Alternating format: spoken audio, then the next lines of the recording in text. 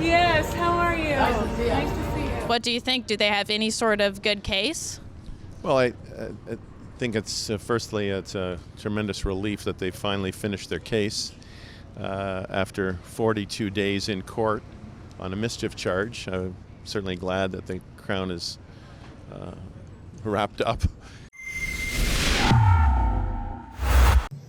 Sarah Stock for Rebel News. We're back in front of the Ottawa courthouse today for Tamara Lich's trial as it's wrapping up. Tamara has been fighting for almost a year in court against mischief charges For her role organizing the 2022 Freedom Convoy, in which truckers and Canadians came all over from the country to the capital city of Ottawa to protest COVID-19 mandates back in late January and early February 2022. Tamara and the co-accused Chris Barber are both being charged with mischief, obstructing police, counseling others to commit mischief, and intimidation for their roles in the trucker convoy.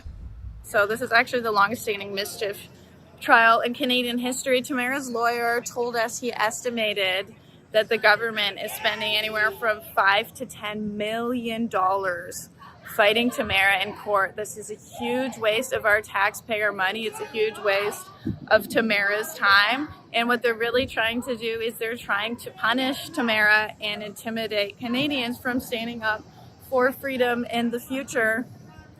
Because who knows if they can really charge her with anything, but as long as they can get her to pay enormous legal fees to her lawyer and have her spend almost a year fighting in court and stressing about the outcome, that really is punishment enough. If you would like to support Tamara, please head over to our crowdfunding page with a democracy fund. It's called helptamara.com. You can make a donation, help cover her legal fees. But I will be here covering the trial today, so make sure to follow along with my Twitter for live updates.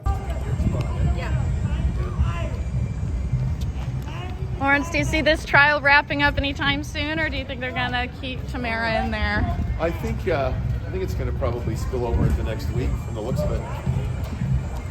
There's been many Tamara supporters here today. I'm going to talk to some of them and find out what they think about this sham trial. What do they think about the state of freedom in Canada, and what do they think will end up happening to Tamara as this trial wraps up, either this week, next week, or maybe sometime in September? Do you want to tell me a little bit about your sign? Well, I think my sign speaks for itself. I believe this is a political persecution. As defined even in the Rouleau inquiry, I believe that Diane Deans, who was a city councillor on the police board in the city of Ottawa, offered Chief Slawley, who was in charge, a package to leave. So this is a politically motivated thing, according to Chief Slawley, who was in charge. And I believe that there's no reason that this trial should go on so long. That's politically motivated. It's an actual persecution for anybody that stands up to anybody in power in this country. And that's why I use the word pandering to power, because that's what these people, I believe, are doing. I think that people like Chris and Tamara and many, many others are no longer going to run away and hide and give up. And they're no longer alone. They are now being supported by millions of Canadians. And we all have reached the level, it's too much corruption to tolerate. And when the corruption gets to the level where the government can persecute you like this and use the process as the punishment, they don't care about the outcome.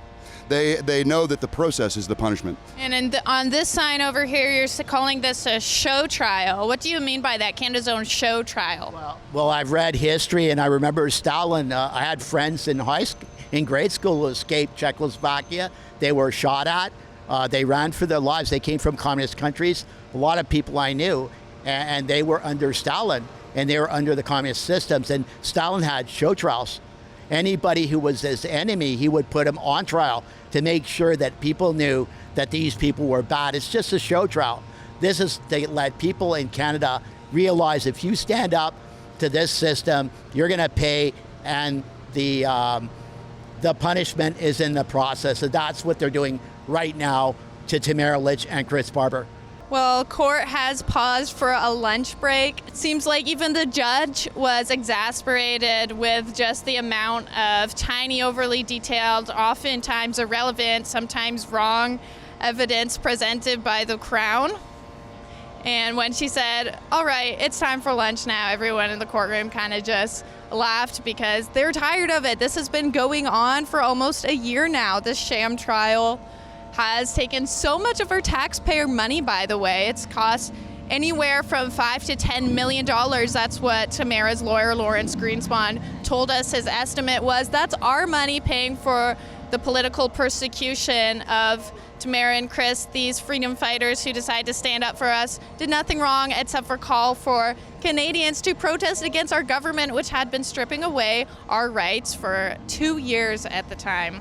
So we just had a hilarious moment in the courtroom, maybe probably the funniest moment of this whole trial, where the prosecutor presented as evidence a photo of Tamara wearing a matching sweatshirt as one of the other protesters, and the judge just responded and said maybe there was a sale. The entire courtroom just literally just laughed at the prosecutor. I'm not sure why these kinds of like tiny insignificant pieces of so-called evidence are being produced, because he even said so himself. He said, I'm just trying to put together a puzzle. It may not be the most significant piece of the puzzle, but it's a piece of the puzzle. What do you think about that? Do you think that kind of evidence is really significant enough to include, or are they just trying to prolong the trial? Well, I mean, it's hard to speculate, obviously, as to the mind of the judge at that moment. But she did say, well, it's a tiny, tiny piece of the puzzle, counsel. And so I think tactically, it probably wasn't the best choice to include, because the prosecutor had previously talked about the phrase "hold the line," and that is something that they've referred to several times as being evidence of a purpose and obstruction and part of the mischief. And then to follow it up with evidence about similar hoodies, I think maybe wasn't the best way to go. But again, I'm not in that chair, so I don't think it hit the way he expected it to. Yeah, it was funny. I felt embarrassed for the guy because everyone, even the CBC reporters sitting next to me, were kind of snickering at that comment. I think the judge might be a little bit fed up with this case. It's been going on for way too long. But let's get back to the courtroom.